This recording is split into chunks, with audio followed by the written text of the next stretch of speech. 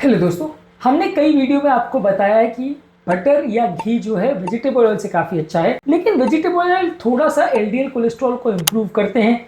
जब आप बटर या घी पर स्विच करेंगे तो थोड़ा बैड कोलेस्ट्रॉल लेवल बढ़ जाएगा, यानी एलडीएल लेवल्स बढ़ जाएगा। तो ऐसे केसेस में क्या करें?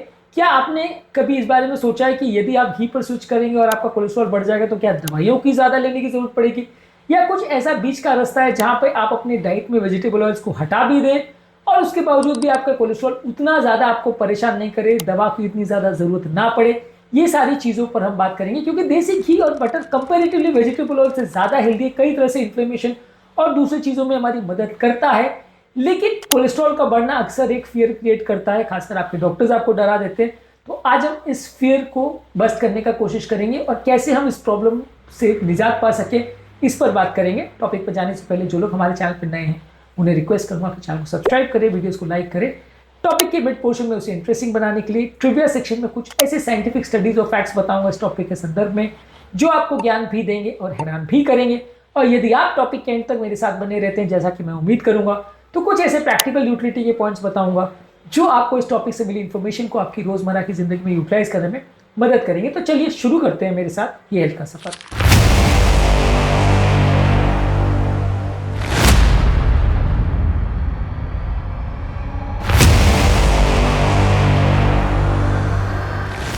रिसेंटली एक 55 ईयर ओल्ड हाइपरटेंसिव पेशेंट मेरे पास आए थे, जिनको मैंने सनफ्लावर ऑयल से स्विच करके घी पर यूज करने बोला था। लेकिन 3 महीने के बाद हमने ऐसा पाया कि उनका एलडीएल कोलेस्ट्रॉल लेवल्स ज़्यादा हो गया था। हमने उनकी डाइट में कुछ सिग्निफिकेंट चेंजेस किए, उनकी एक्सरसाइज बढ़ाई, कुछ लाइफस्टाइल चेंजेस सजेस्ट किए। एलडीएल कोलेस्ट्रॉल उतना ज़्यादा सिग्निफिकेंटली नहीं बढ़ा था, ज़्यादा प्रॉब्लम्स नहीं थी, तो फिर हमें मेडिसिन के डोज बढ़ाने की ज़रूरत नहीं पड़ी इस केस में। इसके अलावा रिसेंटली एक और पेशेंट मेरे पास आए थे जो कीटो डाइट का प्रयोग कर रहे थे अपने ब्लड शुगर लेवल्स को कंट्रोल करने के लिए, वजन कम करने के लिए। लेकिन प्रॉब्लम ये थी कि उनके शुगर और सीआरपी लेवल्स तो कंपैरेटिवली कम हो गए थे, लेकिन उनके एलडीएल लेवल्स बढ़ गए थे। हमने उन्हें गाइड किया कि काफ़ी स्टडीज ऐसी है जो सजेस्ट करती है कि कीटो डाइट से फिर भी फायदा है, और अगर एलडीएल थोड़ा बढ़ भी जाता है तो इतना दिक्कत नहीं है। उनको कीटो डाइट कंटिन्यू करने के लिए हमें प्रेरित किया। बाकी चीज़ों को यूज़ करके हमने उनके एलडीएल कोलेस्ट्रॉल्स को कम करने का प्रयास किया, और अभी कंपैरेटिवली वो स्टेबल है और कीटो डाइट से अपना वजन कम उन्होंने काफ़ी कर लिया है। तो ये एक सक्सेस स्टोरी थी, जहाँ पे कीटो डाइट को हमने एलडीएल बढ़ने के बावजूद भी कंटिन्यू किया और वहाँ पर पेशेंट को अच्छे रिजल्ट्स मिले। कोलेस्ट्रॉल बढ़ने के बाद क्या आपको घी को बंद करना चाहिए या पोर्शन कंट्रोल करना चाहिए? आपके क्या विचार है? कमेंट सेक्शन में लिखकर हमें जरूर बताएं। क्या आप बिलीव करते हैं कि एलडीएल का बढ़ना उतना बड़ा प्रॉब्लम नहीं है जितना कि लोग सोचते हैं? ये भी हमें लिखकर जरूर बताएं। तो अब आते हैं हमारे मेन टॉपिक पर। जब आप सैचुरेटेड फैट जो कि घी और बटर में होता है वो ज्यादा लेते हैं तो कुछ हद तक बैड कोलेस्ट्रॉल लेवल बढ़ता है। हालांकि एचडीएल लेवल्स भी आपका बढ़ता है, यानी गुड कोलेस्ट्रॉल भी बढ़ता है और ट्राइग्लिसराइड भी कम होते हैं। लेकिन अगर आप बहुत ज्यादा मात्रा में, खासकर अगर अनहेल्दी फैट्स लेते हो, तो आपका कोलेस्ट्रॉल लेवल ज्यादा आपको परेशान करता है। ज्यादातर सैचुरेटेड फैट जो आप खाते हैं तो उसमें कंपैरेटिवली जो कोलेस्ट्रॉल बढ़ता है वो लार्ज फ्लफी एलडीएल होता है, जो कि नुकसान नहीं करता है। एलडीएल सारा जो काउंट में आता है सारा सेम नहीं होता है, एलडीएल भी अलग अलग टाइप्स का होता है। जो बड़े साइज के एलडीएल पार्टिकल्स होते हैं वो नुकसान नहीं करते, जो छोटे डेंस एलडीएल होते हैं वो नलियों में ज्यादा चिपकते हैं और वही ब्लॉकेज क्रिएट करते हैं।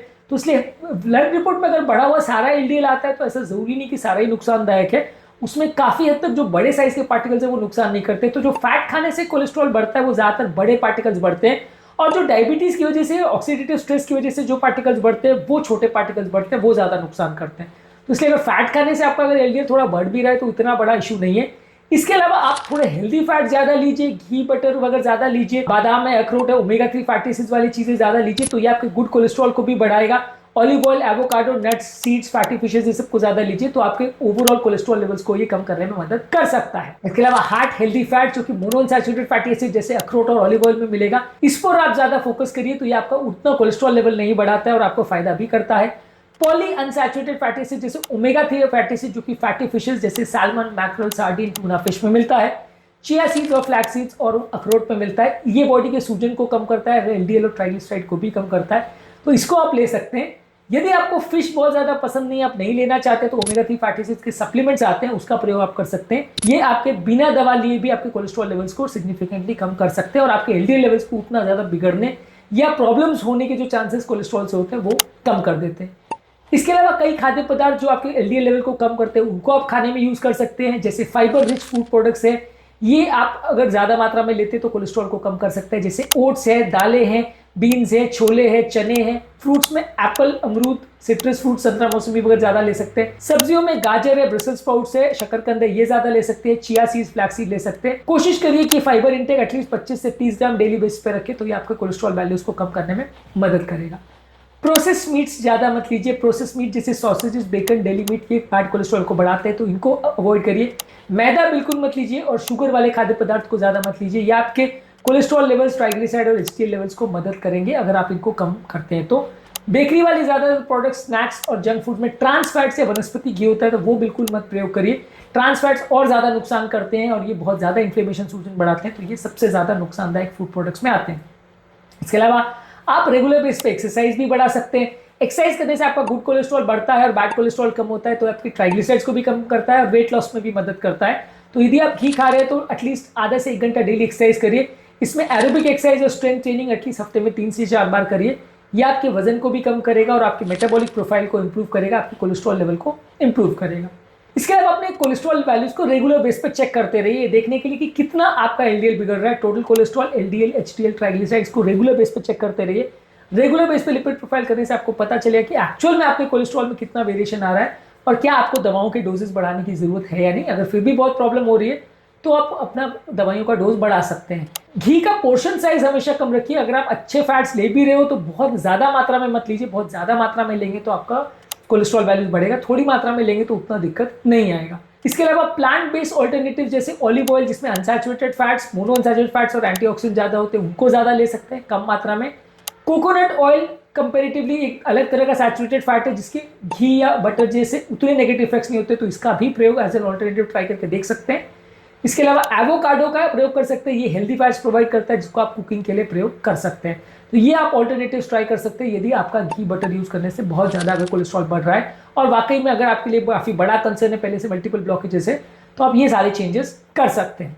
अब आते हैं हमारे ट्रिविया सेक्शन में, जहां पर मैं आपको कुछ ऐसे साइंटिफिक स्टडीज और फैक्ट्स बताऊंगा जो आपको ज्ञान भी देंगे और हैरान भी करेंगे। तो चलते हैं हमारे ट्रिविया सेक्शन में। 2017 में लैंसेट में एक स्टडी पब्लिश हुई थी जो कि काफी बड़ा जर्नल है। 1,35,000 लोगों पर एक स्टडी पब्लिश हुई थी जिसने शो किया था कि ज्यादा सैचुरेटेड फैट, खासकर घी खाने से कोलेस्ट्रॉल और हार्ट डिजीज का रिस्क उतना ज्यादा नहीं बढ़ता है और रादर लकवे का रिस्क थोड़ा कम भी होता है। 2014 में केरला में अपने आप एक स्टडी पब्लिश हुई थी जहां पे शो किया गया था कि जो लोग ने कोकोनट ऑयल के बदले रिफाइंड ऑयल का प्रयोग करना चालू किया, उनके कोलेस्ट्रॉल वैल्यूज बिगड़ गए और ऑक्सीडेटिव एलडीएल उनके ज्यादा बढ़ गए। इसके अलावा फ्रामिनावाद स्टडी, जो कि बहुत बड़ी स्टडी थी, 1994 में पब्लिश हुआ था, उसने शो किया था कि हार्ट डिजीज से बटर से बहुत ज्यादा कोरिलेट नहीं करता है और इनफैक्ट बटर के बदले जो वनस्पति घी या मार्जरीन जैसा प्रोडक्ट वहां पे प्रमोट किया गया था, उससे उल्टा हार्ट अटैक का रिस्क बढ़ जाता है। इसके अलावा भारत में आयुर्वेद में भी चरक समिति में घी को एक अच्छा प्रोडक्ट माना गया है और ब्रेन और बॉडी का एनहांसर माना गया है, लेकिन बहुत ज्यादा मात्रा में ना लो, ऐसा आयुर्वेद में भी बताया गया है। यूसीएलए की मेटा एनालिसिस 2010 में पब्लिश हुई थी जहां पे उन्होंने शो किया था कि सैचुरेटेड फैट से हार्ट डिजीज होने का जो चांस है वो उतना ज्यादा नहीं बढ़ता, यानी कोई क्लियर एविडेंस नहीं है कि सैचुरेटेड फैट से आपका हार्ट का ब्लॉकेज बढ़ ही जाएगा। एलडीएल पार्टिकल का और उसके साइज की जो मैटर करता है, उसकी जो बात मैं कर रहा था, वो क्रॉस आरएम की एक स्टडी थी 2006 में, जहां पे शो किया था कि बड़े साइज के बायोएंट जो एलडीएल पार्टिकल्स होते हैं वो उतना ब्लॉकेज नहीं करते हैं एज कम्पेयर टू छोटे साइज के एलडीएल पार्टिकल्स। इसके अलावा यूनिवर्सिटी ऑफ नेब्रास्का का 2001 में एक स्टडी पब्लिश हुआ था जहां शो किया था कि कॉन्जुगेट लिनोलिक एसिड जो ग्रास फेड गांव में ज्यादा रिच होता है वो फैट लॉस में ज्यादा अच्छा और इन्फ्लेमेशन को ज्यादा कम करता है। भारत में भी पुराने जमाने में लोग घी का ज्यादा मात्रा में प्रयोग करते थे, उस समय हार्ट की प्रॉब्लम्स कंपैरेटिवली कम होते थे। वेजिटेबल ऑयल जब से प्रयोग करना चालू हुआ है, हार्ट के प्रॉब्लम्स होने बढ़ गए हैं। ये अपने आप में इस बात का इंडिकेटर है कि ये एक बहुत अच्छी चीज नहीं है और इसको सावधानी पूर्वक ही प्रयोग करना चाहिए। आपके घर में क्या प्रयोग होता है, घी या वेजिटेबल ऑयल या रिफाइंड ऑयल? कमेंट सेक्शन में लिख के हमें बताइए। क्या आपने कभी सोचा था कि घी एक बेटर प्रोडक्ट हो सकता है वेजिटेबल ऑयल से, और क्या वेजिटेबल ऑयल जो इतने साल से हम खा रहे हैं वो हेल्थ के लिए अच्छा नहीं है?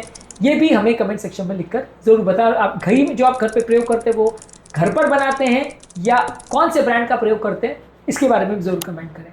तो प्रैक्टिकल यूटिलिटी सेक्शन में अब मैं आपको कुछ ऐसे प्रैक्टिकल बातें बताऊंगा जो इस टॉपिक से मिली इन्फॉर्मेशन को यूटिलाइज करने में आपकी मदद करेगी। घी को सीमित मात्रा में आपको प्रयोग करना है, रिफाइंड कार्बोहाइड्रेट्स के बदले प्रयोग करना है। इसके अलावा हमेशा जब भी आप ब्लड रिपोर्ट करें कोलेस्ट्रॉल पार्टिकल का, तो एलडीएल पार्टिकल के एपोबी पार्टिकल्स का चेक करिए या पार्टिकल साइज पर फोकस करिए, तब आपको ज्यादा बेटर पता चलेगा कि आपका एलडीएल एक्चुअल में कितना बढ़ रहा है, प्रॉब्लम कितनी आ रही है। इसके अलावा लाइफस्टाइल चेंजेस पर ज़्यादा फोकस करिए ताकि आपके ओवरऑल हेल्थ अच्छी रहे और आपका कोलेस्ट्रॉल उतना ज़्यादा ना बढ़े जितना कि आप अगर बहुत ज़्यादा घी खाओगे तो बढ़ जाएगा। इसके अलावा स्मार्टली अपने खाने को चूज़ करिए और स्मार्टली अपने खाने को कुक करिए तो आपका कंपेरेटिवली कोलेस्ट्रॉल पर उतना फर्क नहीं पड़ेगा। और जब भी आपका कोलेस्ट्रॉल वैल्यू बढ़े तो सिर्फ नंबर्स पर फोकस नहीं करना है, आपको ये फोकस करना है कि बाकी इन्फ्लेमेटरी मार्कर्स कितने कम हो रहे हैं, बाकी कितना फायदा मिल रहा है, वो ज़्यादा इंपॉर्टेंट है डिसाइड करने में कि आपको ब्लॉकेजेस होंगे या नहीं।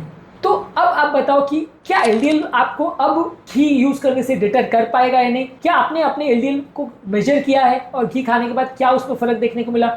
यदि आपकी इस तरह की कोई स्टोरी है तो कमेंट सेक्शन में लिखकर हमें बताएं। घी और नारियल तेल में कौन सा बेटर ऑप्शन है, अगले वीडियो में हम ये डिस्कस करेंगे। अगर इससे संबंधित कोई और वीडियोस आप चाहते हैं तो कमेंट सेक्शन में लिखकर हमें जरूर बताएं। आपके कमेंट्स का हमें इंतजार रहेगा। आपके कमेंट्स को मैं रेगुलरली पढ़ता हूँ, ये हमें काफ़ी नॉलेज भी देते हैं, काफ़ी जानकारी भी देते हैं, इंप्रोवाइज करने का मौका देते हैं और आपके कमेंट्स का मैं रिप्लाई भी करता हूँ ताकि आपकी प्रॉब्लम्स भी सॉल्व हो जाए। टॉपिक एंड करने से पहले जो लोग हमारे चैनल पर नए हैं उन्हें रिक्वेस्ट करूँगा कि चैनल को सब्सक्राइब करें, वीडियोस को लाइक करें, शेयर करें, फॉलो करें, कमेंट करें पूरा।